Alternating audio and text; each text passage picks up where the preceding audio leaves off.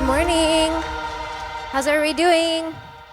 Okay, so that first session was amazing and it was a lot and we're excited to be here at Clio. This session is only going to be a half an hour and it's jam-packed.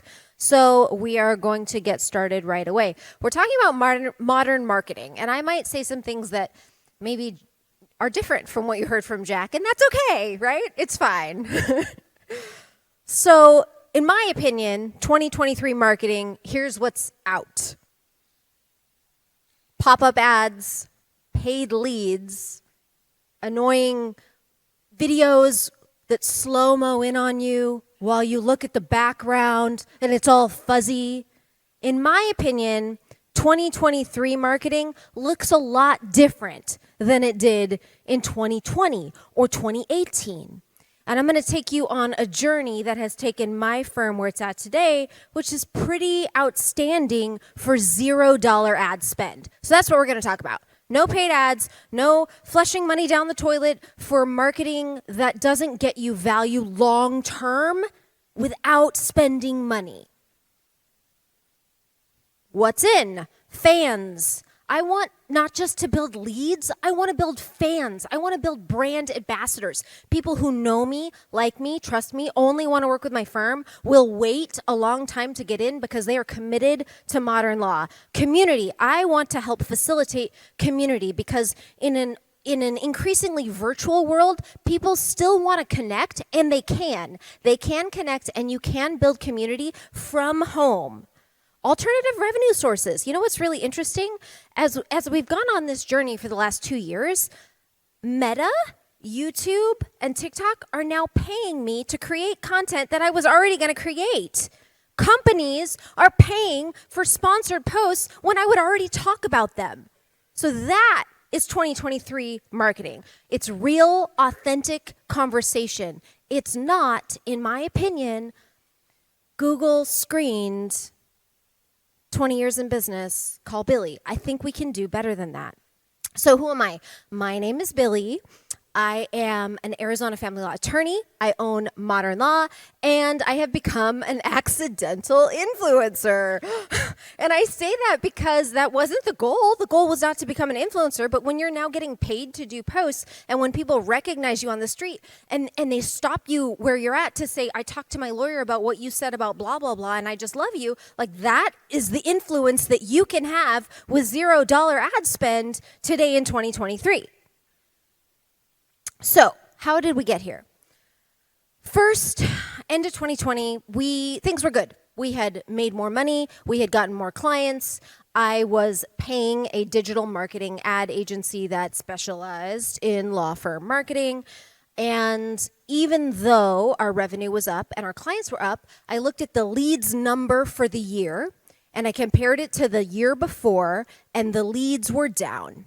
And so despite the fact that my SEO company claimed they were doing great things and moving my keywords up and writing blogs like Prenuptial Attorney Mesa, Arizona, which I never liked, regardless of the fact that they said that they were doing a great job, they weren't doing a great job because my leads were down. Now, why was the company doing so well if the leads were down? Because we had spent so much time optimizing conversion at the intake level and at the attorney level. And one thing I want to say, before you even put money into getting leads, is the best opportunity to make more money if you have not optimized conversion at intake and at the consultation level is to start there. But let's say you've done that, you're feeling good about that, now it's time to add more leads.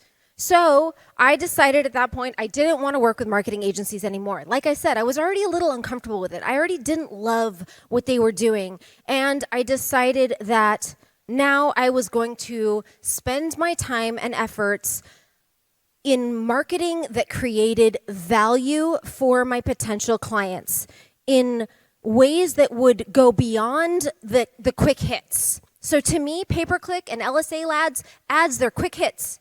They might get you a lead, they might turn into a client, but once that money is spent, it's gone. It can do nothing for you. And if you create quality content, it lives on. So, started on this journey, we did a podcast, we started inviting referral partners on the podcast, and that was part of the strategy. Create really good content and increase referral partners by doing a podcast. In 2021, I was on a beach with these two little girls, my partner's kids. They were 13 and 11, and they showed me how to create a TikTok. And I uploaded a video to TikTok that was my most popular YouTube video ever, 3 ways to lose custody. And even though it was my most popular YouTube video ever, it's not like it was driving leads. But I uploaded it, and the maximum at that point in time was 60 seconds per video, so it uploaded in 3 sections, and immediately, my phone started pinging.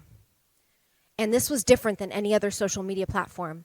And I was getting immediate results, and people were engaging, and they were talking, and they were asking follow-up questions, and they were creating threads and new conversations between them.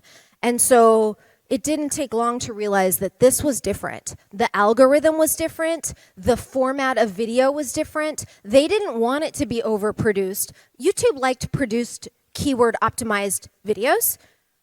TikTok had a better algorithm than anybody else. And they put my content in front of people who wanted to talk about the things that I was talking about.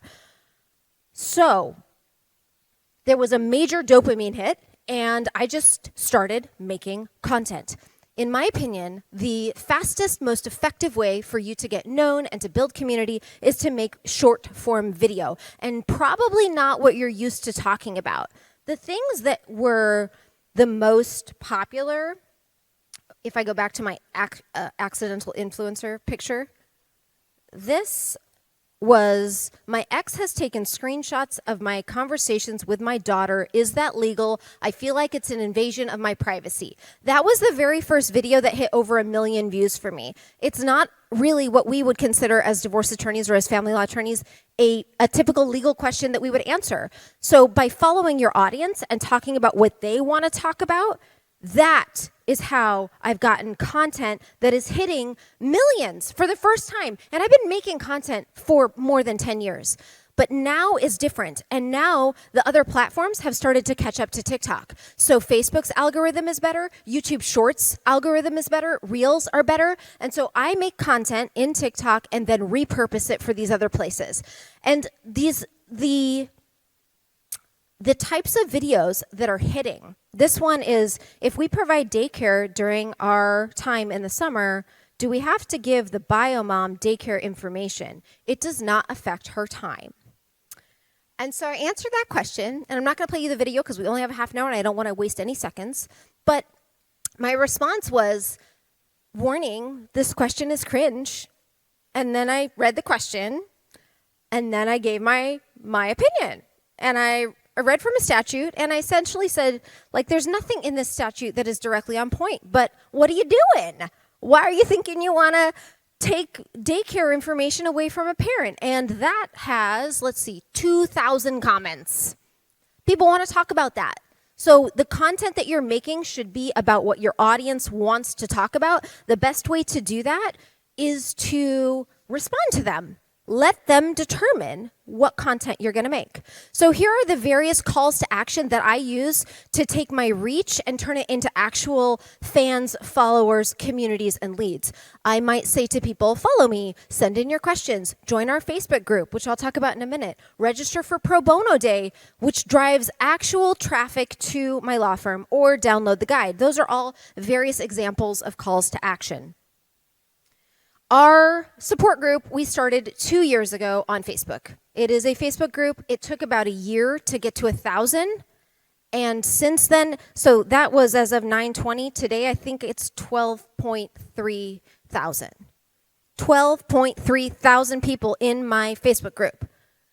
And on that Facebook group, we have Intern and Learns, where interns will answer questions. We do lives where I might answer questions. We allow Q&A. We have guests. And look at this engagement.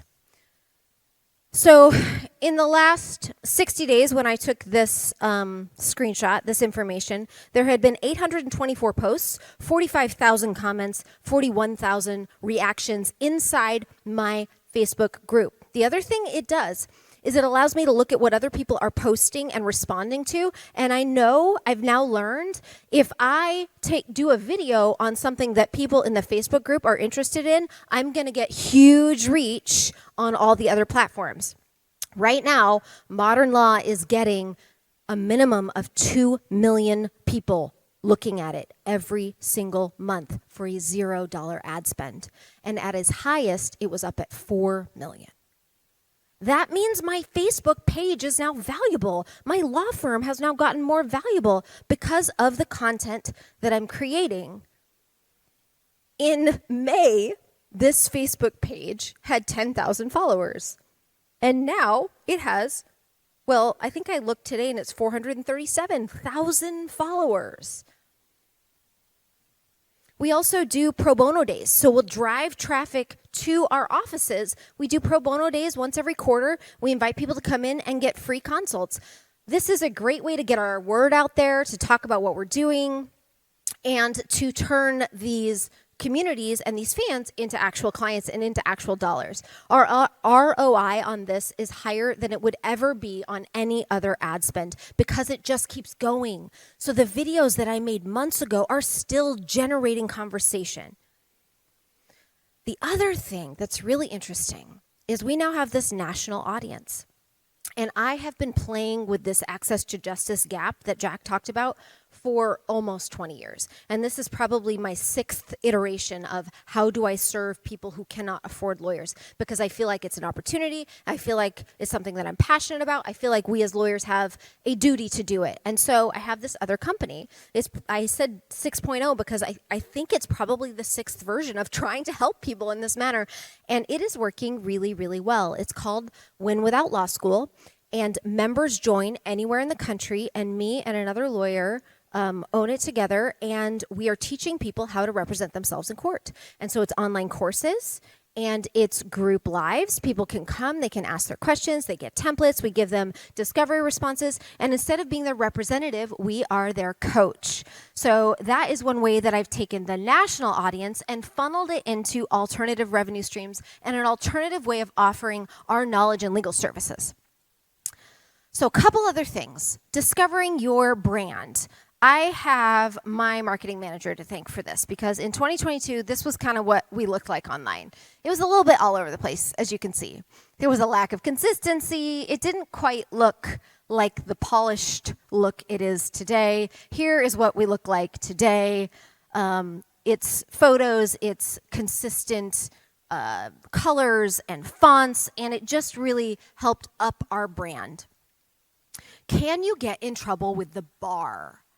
So I hired I did my research in advance, but as things really got out of control and we started getting lots and lots and lots of people asking questions or people calling my law office saying, Billy's my lawyer, she answered my question, I was like, I need to make sure that this is cool. So I hired an ethics lawyer. I said, look at Win Without Law School, because in Win Without Law School, members meet with an attorney for a group discussion, and they have lives, and they can ask their questions, and Julie, my partner, is giving them guidance. And so I had this ethics lawyer look at everything. Look at the TikTok account, look at the Facebook group, look at the lives, look at our disclaimer. Are we okay?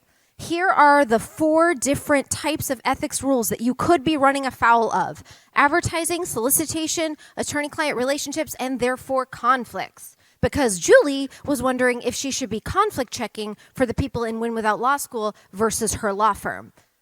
So, advertising, here's the deal. You got to be truthful. As long as you're telling the truth, you're fine. Solicitation, as long as they're contacting you first, you are not soliciting clients. You're fine. If somebody asks you a question and you answer it, you are not soliciting clients. If they message you and you respond and you say, hey, can we get you in for a consultation? You are not soliciting clients. Attorney-client relationship. This is the big one. Can you create an attorney-client relationship through something like Win Without Law School or answering people's questions online or doing a live? The answer is, you create an attorney-client relationship when you give someone advice, they take your advice, they believe you are their lawyer, and their belief is objectively reasonable. So this is all about disclaimers. And my ethics lawyer said, I've listened to the disclaimers. it would not be objectively reasonable for them to believe that you are their lawyer in a group like this. So yay, that passed the test. That was a big deal. And therefore, there's no conflicts, and therefore, there's no conflicts checking. Here are some of the disclaimers, and I have a white paper for you all to download, because originally I thought this was a 60-minute presentation, so the white paper has things that I'm not going to talk about. But here are the disclaimers you want to talk about. Where you live, not your lawyer, information only. Don't share confidential information. You cannot create a conflict if you are an opposing party and you ask me a question. That's an important one. No guarantees of outcome, and include your motivation. Include why it is that you're offering these services. I am looking to increase access to justice. I am here to help you. I'm not here to represent you. Those types of things matter in your disclaimers. Managing your marketing in-house. Part of this commitment was saying, I am not going to turn my marketing or my brand over to anybody that isn't in my firm. I'm managing it in-house. How do you do this? Well, this is our in-house plan. Create valuable content. Create community. We do SEO, but we manage this ourselves. We hire someone to do it for us. Invest in social media and making valuable platforms. Have a podcast to make valuable long-form content. Email campaigns. We have a 12,000 person email list, and we can get a lot of people on that list from our social media by driving them there. So we want to make sure we're doing valuable communication to our list. And then events, live events or online events. And this is our marketing team. In addition to me, Marjan on top is a part-time contractor who helps run our social media. On the bottom left is my mom, who's been helping me forever, and she helps with design part-time and the podcast. Sarah, our marketing manager, who I mentioned earlier, is full-time and here. And then Neha is someone we hired on Upwork full-time to do technical SEO. So I don't want her writing keyword-stuffed content. I do want backlinks, technical SEO, and to make sure that the website is properly technically written. Here's some of the way that we use our marketing plan. We take our short form video and we create 30 pieces of content a month by video, and probably sometimes I do more than that. It becomes 210 pieces of content. Our events, which we try to hold one time a month, either in person or online, turns into 29 pieces of content. And our podcasts, which we put out roughly 3 times a month, turn into 36 more pieces of content. I want to go back and talk about video for a minute. So the key to this video is authenticity. Not highly produced video, raw, real video, and volume. So I make content in the car while I'm waiting to pick up kids. On the weekends when I have no makeup on. Some of the things that hit them highest are things where I just didn't look particularly great. Like if we just compare these two pictures. Okay, you can't see. Well, you don't want to let vanity get in the way of making a lot of content, because you never know what's going to hit, but you do want to see what works for you. So I experiment with a lot of things. Like one of the things I did the other day was I searched on TikTok for divorce, and I picked the most highest commented on video, and I stitched it and I made my own version with it. It didn't hit. It didn't hit for me. Sometimes we would do trends. It didn't hit for me. So you have to try it and just see what works for you. Okay, the other thing is intake.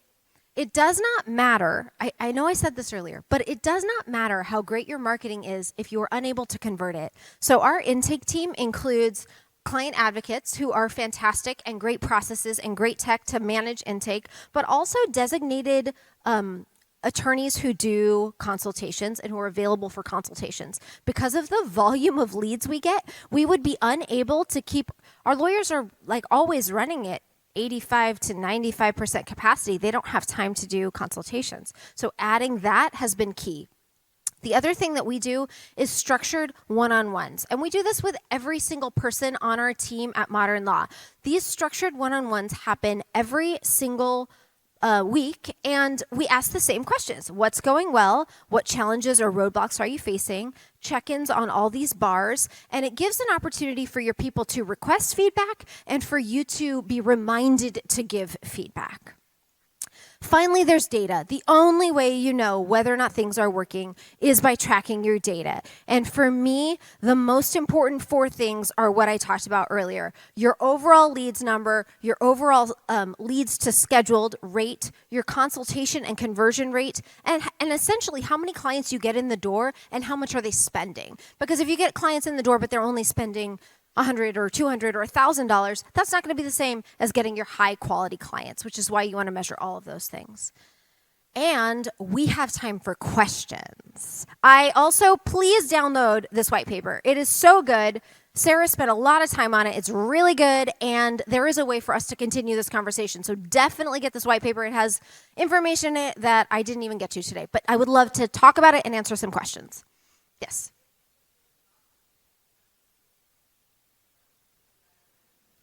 Download the white paper. It's all there. It's all there. Plus, you can email me back. Yes. Her question was, how much time a week do you spend creating content? That's a great question. So each video probably takes 5 minutes.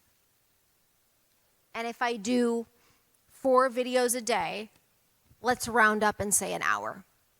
So I think if you dedicated an hour a day to making content and posting it, the thing is, you all will be tempted to look at yourself and say, no, that's not good enough.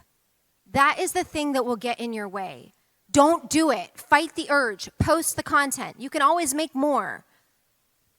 But I think if you dedicated an hour to a day, you would get massive traction. Yes?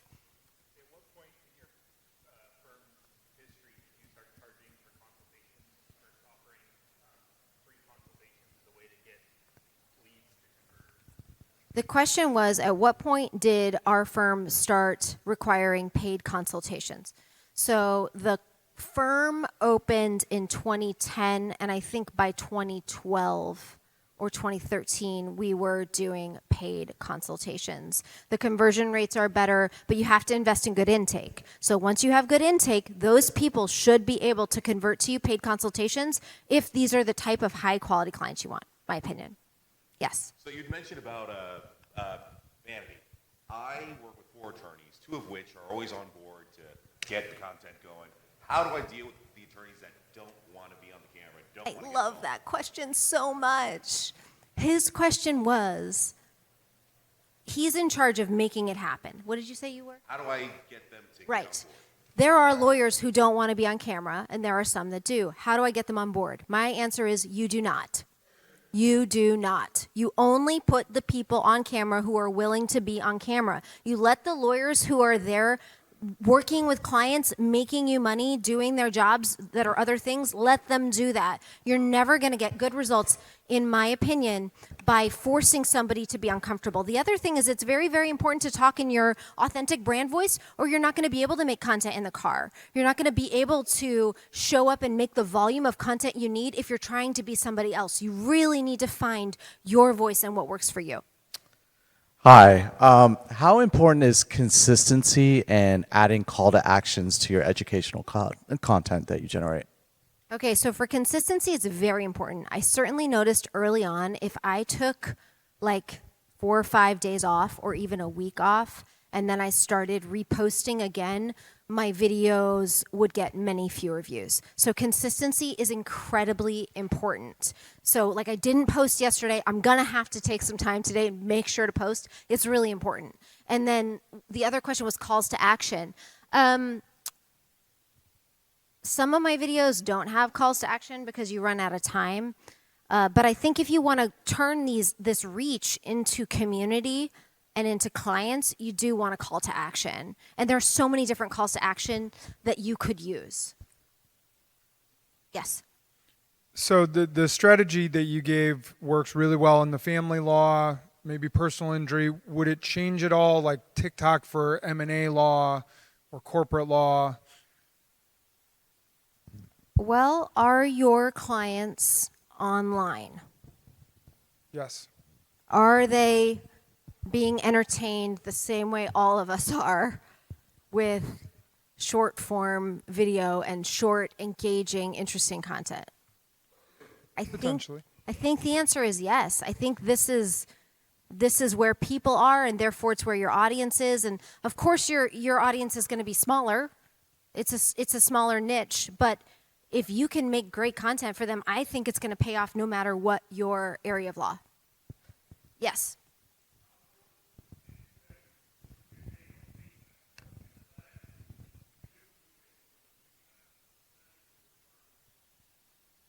I don't know that I heard or understood that entirely.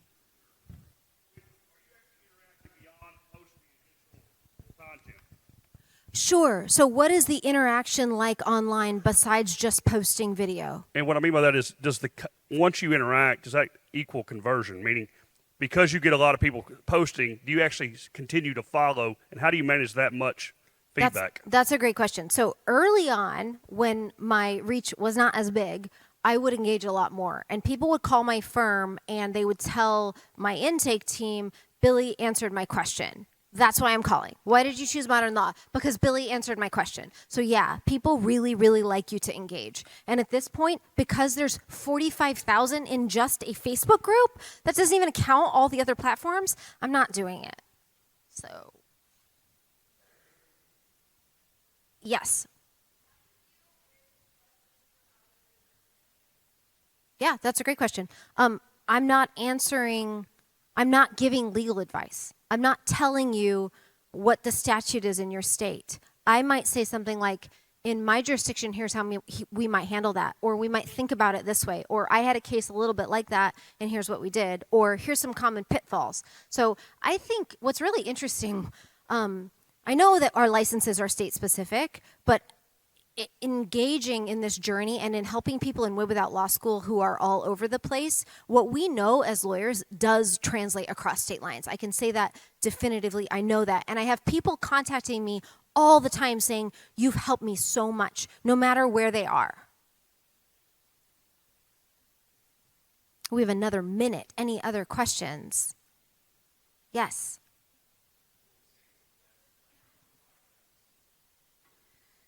What's the best length for a podcast? I think the answer to this is you're always testing.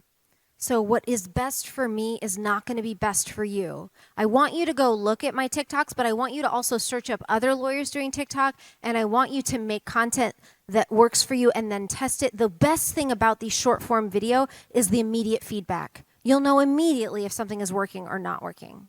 And then last question, how often do you use AI with your content generation? I'm so happy you asked that. No one's asking it. I'm so happy you asked that. All day, every day. Good for you. Good All job. day, every day. Let's just talk about a few ways that we use AI. I mean, there's so many. We take the transcript from TikToks, plug it into AI, and ask it to write a blog. We take the transcripts from a TikTok video, plug it into AI, and ask it to create cross-post over for a different platform, including trending hashtags. We can create email content from our video content. We can, the white paper you guys downloaded, I used AI to help me get the content that went into that white paper. Of course, the creativity will come from you, but the output and the speed of the output can be magnified by AI. And those are just a couple examples. We have so many more. Good job. All done? All right, thank you all so much for coming. Have a great conference.